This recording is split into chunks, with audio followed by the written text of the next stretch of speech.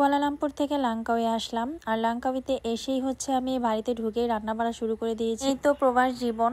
আজকে যদি এটা বাংলাদেশ হতো তাহলে কখনোই আমাকে রান্না করতে হতো না। আমার শাশুড়ি আম্মা পদে পদে সবকিছু রান্না রেডি করে রাখতো। আমি বাসায় গিয়ে শুধু ফ্রেশ হয়ে খাবার খেতে বসতাম। এই তো এইখানে আমি আমার শাশুড়িকে বেশি মিস করতেছি। তো আমরা যে অ্যাপার্টমেন্ট নিয়েছিলাম সেই অ্যাপার্টমেন্টে আমরা 4টা নুডলস পেয়েছিলাম, অর্ধেক পেঁয়াজ, তারপর কয়েকটা কাঁচামরিচ আর সাথে কিন্তু ডিমও ছিল।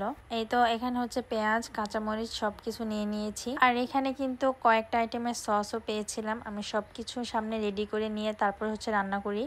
এই তো এখানে ফ্রাই প্যান হতে শুরু করে মানে একটা সংসারে যা যা লাগে সব কিছুই ছিল এই অ্যাপার্টমেন্টে। আর আমার সাথে যে আন্টি ছিল ওই আন্টি এখানে চাল ভাজতে ছিল। আর আমার কিন্তু চাকু দিয়ে কাটাকাটি করতে খুবই প্রবলেম হচ্ছিল, কারণ আমার চাকু দিয়ে কাটার একদমই অভ্যাস নেই। আমি তো কাটতেছিলাম আর মনে মনে ভয় পাচ্ছিলাম এই বুঝে আমার হাতটা কেটে গেল।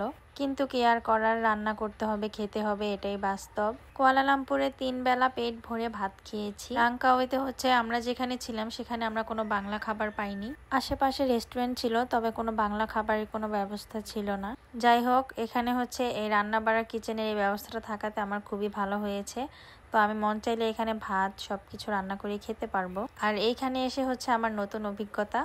বাজার থেকে শুরু করে সবকিছুই করে তারপর রান্না বান্না একা হাতে করে খেয়েছি। চুলা জ্বালিয়ে ফ্রাই প্যানে তেল দিয়ে দিয়েছি। আর মালয়েশিয়ার এই তেলের কালারটা কেমন যেন একটু গাঢ় টাইপের, মনে হচ্ছে যেন সরিষার তেল।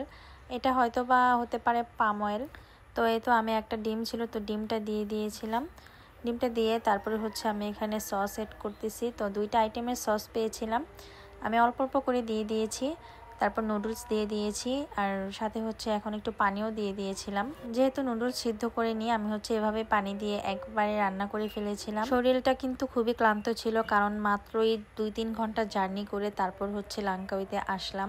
আর এসে 2টা মিনিটও রেস্ট নেইনি, কারণ খুবই ক্ষুধার্ত ছিলাম। যেহেতু আসার সময় কিছু খাইনি, শুধু বিমানের মধ্যে চিকেন ফ্রাই খেয়েছিলাম। তো আমি রান্না করে ওনাদেরকে দিয়ে গিয়েছিলাম খাওয়ার জন্য। ওনারাও খুবই ক্ষুধার্ত ছিল। তারপর আমি রান্নাঘরটা গুছিয়ে এখানে আসলাম খাওয়ার জন্য। দেখেন এক একজনে কিভাবে খাইতেছে। আর রান্নাটা কিন্তু মজাও হয়েছিল বেশ। আর দেখেন এটা ছিল আমাদের রাতের খাবার, মানে স্মোকি ফ্লেভারের একটা ফ্রাইড রাইস ছিল। আর